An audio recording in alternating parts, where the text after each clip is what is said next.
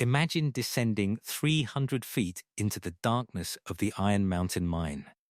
The air is thick, the light from your lantern is dim, and the rhythmic strike of your pickaxe is the only sound you've heard for hours. But today, the rock doesn't just chip, it shatters. You break through a false wall into a silent, hollow chamber. As you raise your light, you see them, a row of metallic coffins, 9 feet long, etched with symbols that look nothing like English or Spanish.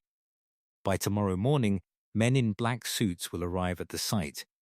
By tomorrow night, the mine will be blasted shut with dynamite, and your employment records will be systematically erased. This isn't a movie plot. It is a recurring, documented report from the 19th century American frontier. Today, we unseal the files the Smithsonian hoped were buried forever. For over a century, the rugged landscape of the American West has held secrets that refuse to stay buried. We are taught a very specific version of history that brave pioneers moved into an untouched wilderness, slowly building civilization from the ground up. But what if they weren't building? What if they were recovering? Between 1870 and 1920, at the height of the Great Expansion, a strange phenomenon began to emerge in the local press. From the silver veins of Nevada to the iron deposits of California, miners started reporting the same terrifying anomaly. They weren't just finding ore. They were finding massive, mummified remains and impossible artifacts sealed behind solid rock walls. Mainstream academia dismisses these accounts as mere legend tripping or the tall tales of bored excavators. Yet, the sheer volume of these reports suggests a physical reality that simply does not fit into our modern textbooks. We have to ask the difficult question: why did the peak of American industrial mining coincide exactly with the peak of lost civilization discoveries? Some researchers believe this was no coincidence. They suggest that the westward expansion was actually a state-sponsored mission to scavenge the ruins of a global, advanced empire, the empire of Tartaria. But to understand the cover-up, we must first look at the story the experts want us to believe. If you ask a mainstream historian about these giant coffins, they'll give you a very standard answer. They claim these stories were nothing more than yellow journalism, sensationalized hoaxes invented by bored editors at the San Francisco Call or the Humor Examiner to sell more newspapers to a gullible public. In the modern era, writers like David Hatcher Childress have synthesized these accounts into a modern mythology. The experts argue that since we can't find these bones in a museum today, they must have never existed. It's a clean, convenient explanation. But when you look at the actual mining records, the official story starts to crumble. Consider the shutdown pattern. This is the first major red flag. In case after case, we see reports of high-yield mines, operations that were producing thousands of dollars in revenue, suddenly closing the next day after a strange discovery. Why would a profitable company walk away from a fortune in silver or iron because of a collapsed vein that never gets repaired? It defies every law of economics. Mining is a business of grit and persistence.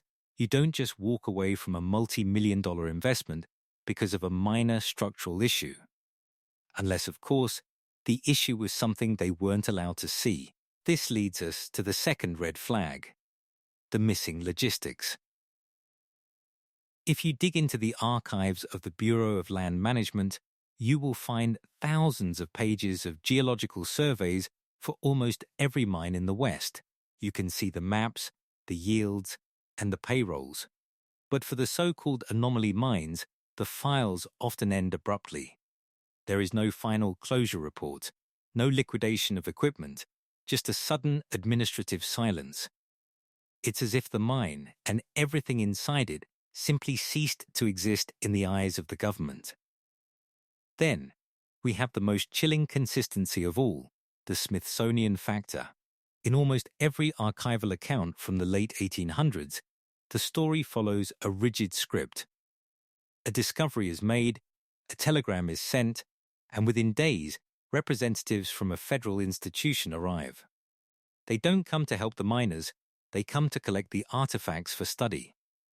Once those crates are loaded onto a train, they vanish into the bowels of a government warehouse, never to be seen by the public again. The mine is then sealed, often with explosives, under the guise of public safety. If these were truly just hoaxes created by bored journalists, why did the most prestigious scientific institutions in the world spend so much time and money making sure the evidence disappeared? Why treat a tall tale like a matter of national security? The official narrative tells us there is nothing to see. But the paper trail suggests a systematic policy of confiscation. If these giants were just a myth, why was the government so afraid of their bones? To understand the scale of this suppression, we have to look at the evidence that managed to escape the shredder. Skeptics often claim there are no reputable sources for giants in America, but a quick trip to the archives of the New York Times tells a very different story. On May 25, 1882, the Times published a report that would be unthinkable today. It detailed the discovery of a massive skeleton found in a burial mound measuring 9 feet in length. This wasn't a tabloid gossip piece. It was a matter-of-fact report. This establishes a crucial baseline: giant human remains are a documented historical anomaly. They aren't just characters in a miner's campfire story. They are a physical reality that was being unearthed across the entire continent long before the mine wall legends went viral. Perhaps the most famous piece of evidence is the G.E. Kincaid discovery of 1909. According to a front-page article in the Arizona Gazette, Kincaid was a seasoned explorer under the employ of the Smithsonian itself. While rafting down the Colorado River in the Grand Canyon, he spotted a series of stains in the sedimentary rock. He climbed 2,000 feet up the canyon wall and found a tunnel entrance. What lay inside was not a cave, but a massive engineered citadel capable of housing 50,000 people. He described a central hall containing a giant statue resembling an Egyptian deity, and rooms filled with copper tools and tablets etched with unknown hieroglyphs. Kincaid claimed the Smithsonian sent a team to excavate the site, but if you call the Smithsonian today and ask about G.E. Kincaid, they will tell you he never existed. They claim there is no record of him or the expedition. Is it possible for a lead explorer to be completely scrubbed from the history books because he found something that challenged the official timeline of the Americas? The physical evidence often suggests a size and stature that defies modern biology. Consider what researchers call the giant of Castelnau. In 1890, a scientist named Georges de Lapouge discovered bone fragments in a Bronze Age cemetery in France. Based on the size of the femur fragment, the estimated height of the individual was nearly 10 feet tall. We can actually use a simple mathematical formula to verify the scale. Text estimated height S2 S2. Text femur length S times $3.5. If a standard human femur is about 18 inches, a 35-inch femur, as reported in several Western mine discoveries, would place these individuals at a height that makes a modern basketball player look like a child. These weren't just tall men, they were a different category of being entirely. Then we have the visual records. Historical clippings from the San Francisco Call in the early 1900s described mummified remains found in the Sierra Nevada mountains. These weren't just bones. They were described as being perfectly preserved in stone chambers, often found wearing high-quality garments or metallic armor. One report from a silver mine in Nevada described a wall of solid cement that, when broken, revealed a room containing a giant couple sitting at a stone table. The report noted that the woman still had long red hair and the man held a copper staff, Shortly after the local papers ran the story, the mine was reportedly bought out by a consortium of Eastern interests and immediately closed to the public. All further reports on the red-haired giants were silenced. These documents and fragments prove that the bodies were real. They were being pulled out of the earth by the hundreds during the industrial boom. But who did they belong to? Were they an indigenous race that history simply forgot? Or were they the surviving remnants of a global empire that possessed technology we are only now beginning to understand? The archives show us the what, but to find the who, we have to look at the maps. We have to look at the regions that were once labeled terra incognita, the unknown lands, and the empire that mainstream history tried to erase from the map, Tartaria. When we look at the locations of these sealed mines, a fascinating pattern begins to emerge. Most of these discoveries occurred in a specific corridor, stretching from the Grand Canyon up through the Sierra Nevada and into the Pacific Northwest. In the 17th and 18th centuries, maps of North America often left this entire region blank, or labeled it with a tantalizing phrase, terra incognita. But on certain rare, pre-reset maps, this area was shown to be part of a vast, interconnected global power known as Tartaria. Mainstream history tells us Tartary was just a vague name for Central Asia, but Tartarian researchers suggest it was a highly advanced, worldwide civilization that utilized atmospheric energy and massive resonant architecture. If this empire once spanned the globe, then the settling of the American West between 1850 and 1920 wasn't an expansion into a vacuum. It was a great reset. What if the pioneers weren't just looking for gold and iron? Evidence suggests they were scavenging the ruins of a fallen world. The mines where these giant coffins were found might not have been mines at all. They may have been the buried substructures of Tartarian cities, covered by massive mudslides or deliberate cataclysms. Think about the descriptions of the coffins themselves. They are rarely described as primitive wooden boxes. Miners reported finding vessels made of unusual alloys or stone that felt like glass. This points directly toward geopolymer theory. This is the idea that ancient civilizations didn't just carve stone with primitive chisels. They possessed the chemical knowledge to create liquid stone, pouring it into molds to create impossible, seamless structures with precision that we can barely replicate with modern lasers. If the Tartarians were using advanced metallurgy and geopolymer casting, it explains why these coffins have survived for thousands of years in the damp environments of deep mines. It also explains why the government wants them. They aren't just looking at bones, they are looking at lost technology. But who were the giants inside? In many Tartarian theories, these giants weren't just a random biological fluke. They were the administrators, the builders, and the guardians of the Tartarian infrastructure.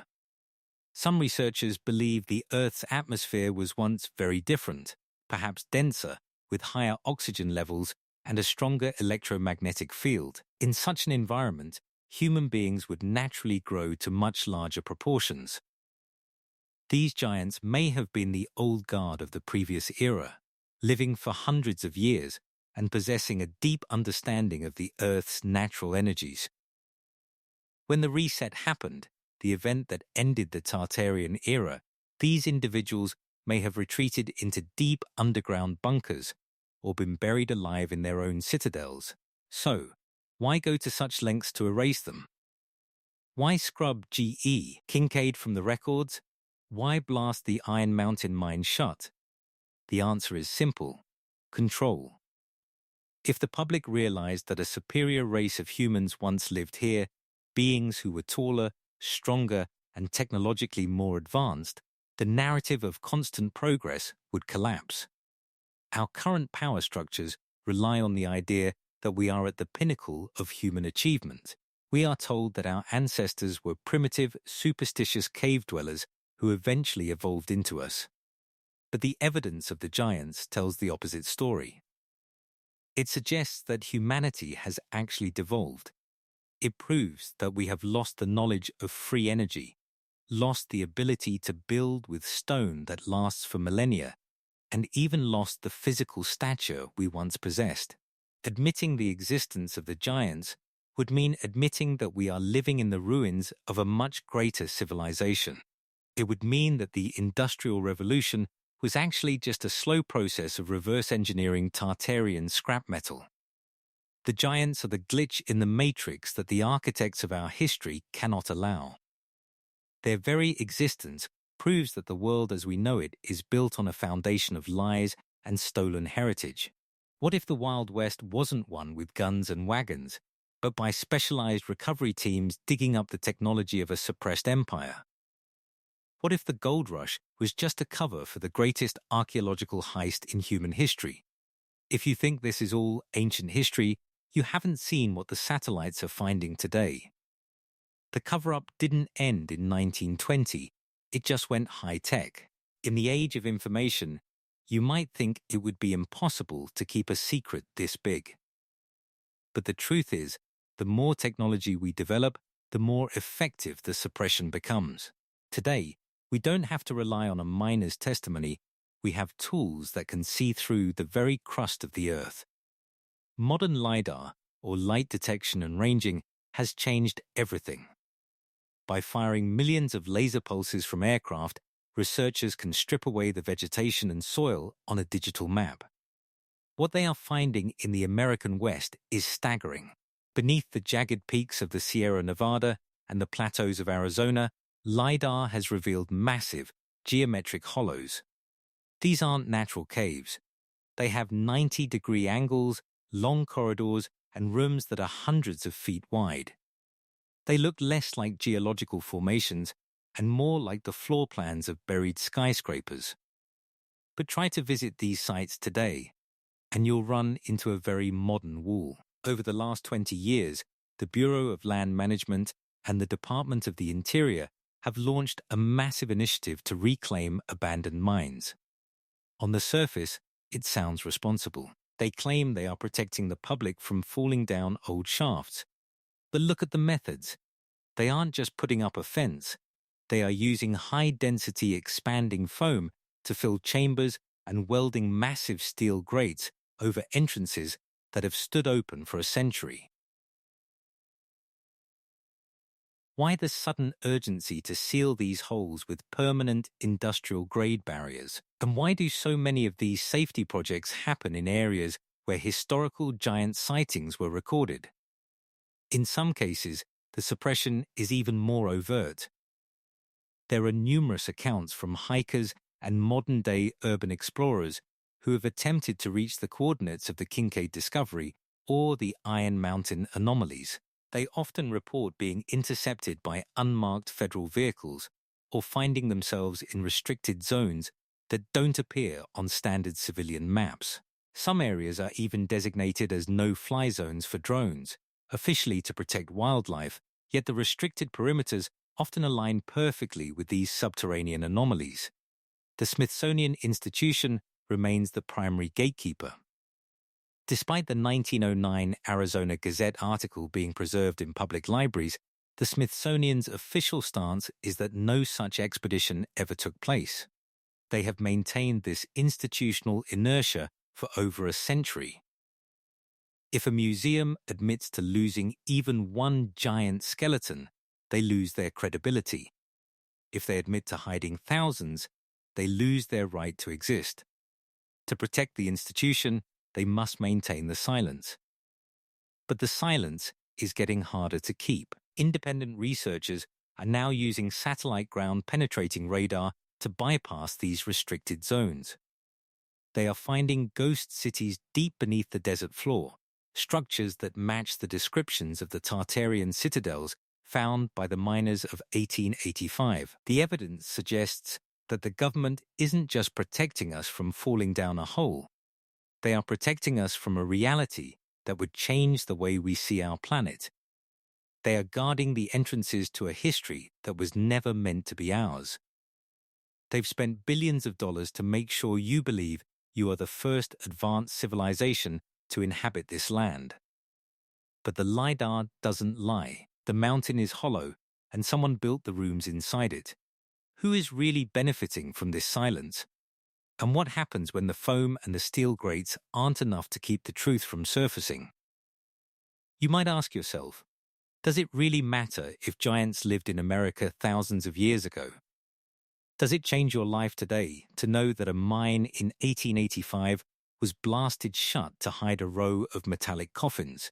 The answer is yes. Because this isn't just about bones, it's about the control of the narrative. If we don't know where we actually came from, we are far easier to manipulate in the present. The official story acts like an invisible fence, keeping our imagination and our potential in a very small box. Think about the implications of the Tartarian connection. If these giants were part of a global empire that mastered atmospheric electricity, the same free energy that researchers like Nikola Tesla tried to give back to the world, then the suppression of their history is also the suppression of our energy independence. If we knew that we once had a world without power lines, without fuel taxes, and without scarcity, the modern economic system would lose its grip overnight. By erasing the giants and the civilization they belong to, the powers that be ensure that we stay dependent on their limited, expensive versions of technology. There is also a massive economic benefit for the existing power structures to maintain the status quo. The education industrial complex, the multi-billion-dollar museum industry, and the energy monopolies all rely on the myth of constant progress. They need you to believe that we are the smartest, most advanced humans to ever walk the earth. Because if we are the pinnacle, then we have no reason to look back. We have no reason to question why our buildings crumble after 50 years, while the mysterious ruins of the past stand for millennia. Acknowledging a superior past collapses the entire illusion. It forces us to realize that we aren't moving forward, we are living in a long, slow decline. It proves that the Wild West wasn't a beginning, but a scavenging operation on the corpse of a giant. Every time a mine is sealed or a document is lost by the Smithsonian, they are stealing another piece of your heritage. They are making sure that you never realize who you really are, or what you are truly capable of. The walls are finally starting to crumble, and the giants are beginning to speak from the dust. Are we ready to listen? We have looked at the 19th century reports of 9-foot skeletons. We've examined the suspicious overnight closures of profitable mines and the institutional erasure of men like G.E. Kincaid. The pattern is undeniable. The mine closed next day trope isn't just a legend. It appears to be a formal procedural protocol for handling out-of-place artifacts that threaten the established timeline. Whether these giants were the guardians of a lost Tartarian empire or a biological branch of humanity that was wiped out during a great reset, one thing is certain: they were here. And someone went to immense lengths to make sure we forgot them. But you can find the truth for yourself. Look at the old maps of your own hometown. Look for the massive stone-state hospitals or capitals with impossible architecture that was supposedly built by horse and buggy. The evidence of Tartaria is all around you, hidden in plain sight. You just have to have the eyes to see it. If you found this investigation compelling, hit the like button and subscribe to join us as we dig deeper into the forbidden archives. Leave a comment below. Have you ever found something in the woods or a local cave that didn't fit the official history? Stay curious, stay questioning, and keep digging. The truth is much deeper than they can bury.